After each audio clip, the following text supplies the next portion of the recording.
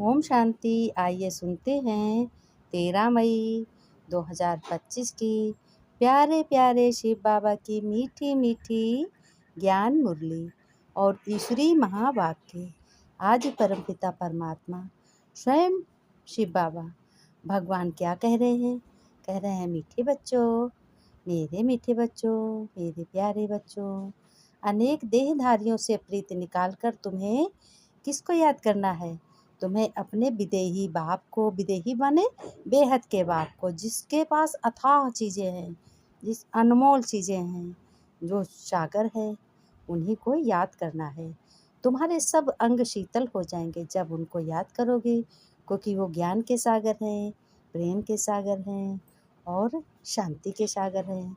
तो जब शांति के सागर और प्रेम के सागर, ज्ञान सागर के सागर को, अपने स्वयं परमपिता परमात्मा को, शिव बाबा को, सत्य पिता को याद करोगे, तो तुम्हारे सारे अंग शीतल हो जाएंगे। शीतल माने ठंडे हो जाएंगे, इस तरीके से कि तुम्हारा माइंड बहुत ही शांत स्वरूप हो जाएगा। प्रश्न में बाबा ने कहा, जो बच्चे देवी कुल की आत्माएं हैं, उन बच्चों की निशानी क्या होगी और कैसे होंगे वो? इसके लिए बाबा उत्तर में बताते हैं। कहते हैं, उन बच्चों की निशानी देखो, बाबा बता रहे हैं, भगवान स्वयं कह रहे हैं, उन बच्चों की निशानी ध्यान से सुनो क्या होगी, क्योंकि तुमको भी वही उसी तरीके से बनना है। उन बच्चों की निशानी है, स्वयं अपने गुणों को तेजस्वी बनाएंगे, शक्तियों से भरपूर करेंगे, अपने परम पिता परमात्मा के गुणों को धारण करेंगे और ईश्वरी संतान कहलाएंगे। इसी से सभी को अंग शीतल हो जाते हैं। जब अच्छे वातावरण होते हैं, शांत के होते हैं, ज्ञान के होते हैं, तो वातावरण बहुत ही सुंदर होता है। भगवान स्वयं कहते हैं, बच्चों, तुम अति श्रेष्ठ हो, तुम अति मीठे हो और अति शांत स्वरूप हो, इसलिए तुम्हें ज्ञान के नेत्र मिले हैं। उन्हीं ज्ञान के नेत्रों से तुम अपना सौभाग्य की कलम लिखते हो, अपना भाग्य लिखते हो और सौभाग्य को चमत्कार बनाते हो। इसके आगे बाबा ने कहा, तुम ही बच्चे सदैव सुखी रहते हो और किसी मनुष्य आत्माओं को कुछ भी मालूम नहीं है। फिर क्या कहते हैं? कहते हैं, देवी कुल की आत्माएं जो हैं, इस पुरानी दुनिया से सहज ही वो पुरानी दुनिया को भूल जाएंगी। भूलने का मतलब ये है कि उनके गुणों पे नहीं चलेंगी, उनके गुणों को ध्यान नहीं देंगी, अपने परमपिता परमात्मा की, शिव बाबा की श्रीमत पर चलेंगी। उनकी बुद्धि बेहद में होगी, भगवान से लगाव होगा उन आत्माओं को। शिवालय में चलने के लिए वह पावन फूल बनने का पुरुषार्थ भी करेंगे। फिर कोई आसुरी चलन उन मनुष्यों में और उन आत्माओं में नहीं होगी। अपना पोता मेल रखेंगे कि कोई आसुरी कर्म तो नहीं किया। पोता मेल माने एक दूसरे से अपने गुणों को मिलाएंगे कि मुझ में क्या है, उनमें क्या है, ऐसे कोई आसुरी चलन तो नहीं चली है। कहेंगे कि बाप को सच सुनाएंगे, अपने भगवान स्वयं परमपिता शिव बाबा को सच सुनाएंगे और सच करेंगे। और बाबा ने कहा, कुछ भी नहीं छुपाएंगे। गीत में कहा, न वह हमसे जुदा होंगे, न हम उनसे जुदा होंगे। ये किसने कहा? ये भगवान ने कहा, स्वयं शिव बाबा ने कहा, ना हम बच्चों से जुदा होंगे, ना बच्चे हमसे जुदा होंगे। अभी यह है बेहद की बातें, हद की बातें सब निकल जाती। दुनिया में तो अनेकों को याद किया जाता है, अनेक देहधारियों साथ प्रीत है, विदेही एक ही है। विदेही कौन है? सिर्फ भगवान विदेही है, जो निराकार है। जिसको देह नहीं होती वो विदेही होता है, जिसको परमपिता परमात्मा शिव कहा जाता है। तुम्हें अब उनके साथ ही बुद्धि का योग जोड़ना है, कोई देहधारी को याद नहीं करना है। याद मतलब याद साथ में तो रहना है, क्योंकि अपने घर को वैराग नहीं करना है और घर में रहते हुए एक दूसरे को देखने के पहले भगवान से मुलाकात करनी है। ब्राह्मण आदि खिलाना ये सब कलयुग की रस्म रिवाज है। रस्म रिवाज है, यहाँ बिल्कुल नहीं है। यहाँ ही सब बच्चे अच्छे बन रहे हो, श्रेष्ठ बन रहे हो। इसीलिए कहते हैं, प्रभु की गत मत न्यारी है, इसको कोई नहीं जानता है। इसके बाद में बाबा ने कहा तुम ही बच्चे श्रेष्ठ बन रहे हो और बाप कहते भी हैं कि रहम दिल के बच्चे हो, तुम रहम दिल भी हो, तो तुम्हारी बुद्धि में वह खुशी है। अमरनाथ बाप कहते हैं कि तुम सब क्या हो, आत्माएं पार्वतियाँ हो। तुम सभी आत्माएं पार्वतियाँ हो। अमरनाथ शिव बाबा हैं। अभी तुम मामे कम याद करो, भगवान ने कहा मुझे याद करो, तो तुम अमरपुरी में चले जाओगे, तुम्हारे पाप नाश हो जाएंगे। उस यात्रा करने से तुम्हारे पाप नाश हो तो होते नहीं। अगर तुम कहीं भी दर्शन करने जाते हो, क्या पाप नाश होते हैं? नहीं होते हैं। अब मंदिर में जाते हो, कहीं दूर चढ़ाई करके जाते हो, अमरनाथ को जाओ या बद्रीनाथ को जाओ, कहीं भी जाओ, तो क्या है, देखो किसी का पैर किसी पे पड़ जाए कितना क्रोध आ जाता है। बहुत भीड़ होती है, धक्का मुक्की देते हैं तो कितना क्रोध में अपशब्द कह देते हैं।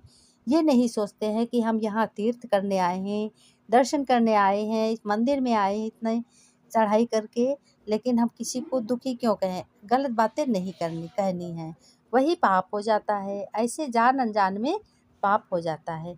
तो भगवान कहते हैं समझाना चाहिए कि कहते हैं कोई भीख व डोनेशन नहीं लेते, परंतु बच्चे सिर्फ कहते हैं कि इसलिए बाबा ने कहा जो सारे दिन में सर्विस करते हैं वो शाम को अपना चेक करेंगे, कर्म को चेक करेंगे कि हमने क्या किया, इतने दिन में क्या किया और कितनी बार याद किया है, और किसी को दुख तो नहीं दिया है।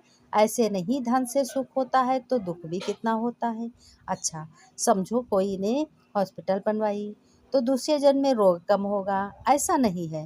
भगवान कहते हैं कि जो तुम करोगे वही मिलेगा। अगर हॉस्पिटल खुलवाते हो, कुछ भी करते हो, तो ये तुम्हारी सेवा है, ये तुम्हारा बिजनेस है। इसमें पाप पुण्य की क्या बात है? किसी को कुछ करते हो, अपना खर्चा करते हो, उसके बाद में दवाई देते हो, मरीज को रखते हो, तो उसका तुम लेते हो ना, पैसा लेते हो इस तरीके से। लेकिन भगवान ने कहा है मैं तो किसी को पैसा नहीं लेता हूँ, मैं, हमारे लिए तो सभी बराबर हैं। भगवान से कोई भी ऊंचा नीचा नहीं है, वो सबको एक नज़र से देखते हैं। बस अपने अपने कर्मों का सभी बच्चे फल पाते हैं। भगवान ने कहा देखिए उसमें हमारा कोई दोष नहीं है। मेरे मन में ये भी ख्याल नहीं आता है कि कोई बच्चे मुझे याद करते हैं वो हमको जान से प्यारे हैं, और कोई बिल्कुल नहीं याद करते हैं वो हमको दुश्मन है मेरे। लेकिन नहीं, भगवान ने कहा मैं सबको देखता हूँ, मैं चित्रगुप्त हूँ, मुझे कोई नहीं देख सकता, मैं निराकार हूँ, ज्योति हूँ, है ना। बाबा ने कहा बच्चों को बहुत खुशी का पारा चढ़ता है। बाबा को कितनी खुशी है, जब बच्चों को खुशी होती तो बाबा को भी खुशी होती है। शिव बाबा को कहते हैं मैं बूढ़ा हूँ, ये शरीर छोड़कर हम प्रिंस बनने वाला हूँ। तुम लोगों को जैसे कोई बूढ़ा व्यक्ति है उसको खुशी होगी, अरे हमारा तो शरीर वृद्ध हो गया है, बहुत बूढ़ा हो गया है, तो अगले ये पढ़ाई पढ़ेंगे तो हम अगले जन्म में क्या प्रिंस प्रिंसेस बनेंगे, बहुत अच्छे घराने में जन्म होगा हमारा, राजा रानी के यहाँ जन्म होगा, तो हम राजकुमार राजकुमारी बनेंगे। तो बाबा ने कहा ऐसे अंदर में खुशी होनी चाहिए है। और कहते हैं बाप कितना सहज बताते हैं, रोज रोज बताते हैं। कहते हैं तुम सभी आदत डालो कि भगवान को याद करने की। डिफ़िकल्टी बहुत होती है, यह तो बहुत सहज है बच्चों, एकदम शीतल अंग हो जाएंगे अगर बाप को याद करते रहोगे। शक्ति भी मिलेगी, तुम्हारे पाप भी नष्ट होंगे। भगवान ने कहा शिव बाबा को तो शरीर नहीं है, वो ब्रह्मा दादा ने कहा अंग है। श्री कृष्ण को देखो सारे अंग हैं, हाथ है, पैर है, कितनी अच्छी अच्छी कटीली कटीली आँखें, घुंघराले बाल, है ना। उनके अंग तो शीतल हैं ही, पहले से ही हैं, उनका नाम रख दिया है। अब उनका संग कैसे हो, वह तो होता है सतयुग में। श्री कृष्ण जैसे बच्चों का संग सतयुग में होता है, उसके भी ऐसे शीतल अंग किसने बनाए। अब तुम बच्चों को इतनी धारणा करनी चाहिए, लड़ना झगड़ना बिल्कुल नहीं है, सच बोलना है। झूठ बोलने से सत्यानाश हो जाती है। झूठ की आदत किसी को नहीं डालनी है, झूठ से अपना ही नुकसान करता है। रहमदिल बनना है, खाने पीने का बहुत ही ध्यान रखना है। और बाप तो बच्चों को ऑलराउंड सब बातें समझाते हैं, और ऑलराउंड चक्कर लगाकर भगवान स्वयं अपने भक्तों को, बच्चों को देखते भी हैं। अच्छी चीज़ देखकर कहेंगे चल कर देखो, समझाने वाला भी होशियार होना चाहिए। ये ज्ञान सुनते हो, और ज्ञान सुनाने वाले बहुत लोग होते हैं, लेकिन कोई अच्छा दिल से समझाता है, सहज रीत से समझाता है, और कोई समझाने में थोड़ा कम है। तो बाबा कहते हैं तुम बच्चे सर्विस पे हो, और तुम बच्चे बहुत अच्छी सर्विस कर रहे हो, तुम्हें सर्विस ईश्वरीय सर्विस कर रहे हो, तो तुम्हारा मन बुद्धि योग भगवान से स्वयं लगा रहता है। तुम्हारे सारे पाप करते जाते हैं, अगले जन्म की तैयारी भी तुम बहुत खुशी खुशी से कर रहे हो। आप समान मैनेजर बनाती है। उन्हें अच्छी ब्रह्माणी कहेंगे, जो मनुष्य आत्मा अच्छी पढ़ाई पढ़ाती है, आत्मा देवी, तो वो अच्छी ब्राह्मणी कहेंगे, वह पद भी अच्छा पाएंगे। भगवान ने कहा पद भी अच्छा पाएंगे तो उनको ताज भी अच्छा मिलेगा। नहीं, बेबी बुद्धि भी ना हो, नहीं तो उठाकर ले जाएंगे। बेबी बुद्धि बच्चों की बुद्धि ना हो, नहीं तो एक दूसरे को क्या करेंगे, समझेंगे नहीं, एक दूसरे से चुगली करते रहेंगे। बाबा ने कहा कि तुम्हें बहुत ही अच्छी रीत से समझना है और अच्छा धारण करना है ज्ञान। रावण संप्रदाय में नहीं आना है, ना उसको याद करना है। ऐसी ब्राह्मणी और ब्राह्मण तैयार हो ज्ञान सुन कर के कि भगवान बहुत खुश हो जाए। बाबा ने कहा अच्छा, मीठे मीठे सिकिलदे बच्चों प्रति माता पिता बाप दादा का याद प्यार और गुड मॉर्निंग। रूहानी बाप की रूहानी बच्चों को नमस्ते। हम रूहानी बच्चों की रूहानी बाप दादा को याद प्यार नमस्ते नमस्ते। गुड मॉर्निंग बाबा, शुक्रिया बाबा, शुक्रिया, धन्यवाद बाबा, ज्ञान सुनाने के लिए, राय देने के लिए। देखो सारा दिन में एक बार बाबा राय देते हैं मुरली द्वारा, और ये राय तुम्हारे लिए बहुत ही उत्तम है, इससे ही तुम सफलता को प्राप्त होते हो। धारणा में भगवान स्वयं शिव बाबा ने कहा अब आपको अपनी पढ़ाई का जलवा दिखाना है कि तुम ईश्वरी स्टूडेंट हो। भारत को स्वर्ग बनाने के धंधे में लग जाना है। पहले अपनी उन्नति का ख्याल करना है। चीरखंड होकर रहना, चीरखंड माने पवित्र होकर रहना है। कोई भूल हो तो बाप से क्षमा लेकर स्वयं ही स्वयं को सुधारना है। कोई भूल होती है तो स्वयं बाप को बताओ और फिर उस भूल को सुधारो, ऐसी भूल ना हो कभी। बाप कृपा नहीं करते, बाप की याद से विकर्म करते हैं। निंदा कराने वाला कोई कर्म नहीं करना है जो बाप की निंदा हो, नाम बदनाम हो। इसलिए भगवान स्वयं अपने बच्चों पर बहुत खुश होते हैं। कहते हैं मेरे बच्चे बहुत श्रेष्ठ बनते जा रहे हैं और पवित्र भी बनते जा रहे हैं। उनके जैसा कोई इस दुनिया में, पुरानी दुनिया में नहीं है। वरदान में बाबा ने कहा नॉलेजफुल तुम्हें बनना है और तुम्हारी हर एक विशेषता संस्कारों के टक्कर से बचने वाले कैसे कमल पुष्प समान न्यारे व साक्षी होकर रहना है। संस्कार जो बच्चों अंत तक किसी के दासी के रहेंगे, किसी के राजा के रहेंगे संस्कार, और संस्कार बदल जाएं, ये इंतजार नहीं करो किसी का संस्कार बदले तो हम बदलें, लेकिन अपने ऊपर किसी का प्रभाव ना हो, क्योंकि एक तो हर एक के संस्कार भिन्न भिन्न है ना, अलग अलग है। दूसरा है कि माया का भी रूप बनकर अलग अलग आता है। इसलिए कोई बात का फैसला बहुत अच्छी रीत मर्यादा की लकीर के अंदर करना है। भिन्न भिन्न संस्कार होते हुए भी टक्कर ना हो, परिवार में टक्कर ना हो। भिन्न भिन्न सबके संस्कार अलग होते हैं, बाबा ने कहा इसलिए टक्कर होगी तो लड़ाई झगड़ा होगा, तो नॉलेजफुल नहीं बनोगे। कमल पुष्प समान न्यारे व साक्षी होकर रहना है। स्लोगन में बाबा ने कहा हठ व मेहनत करने के बजाय तुम रमणीकता माने सुंदर, बहुत सुंदर से सुंदर पुरुषार्थ करो। पुरुषार्थ माने सेवा करो।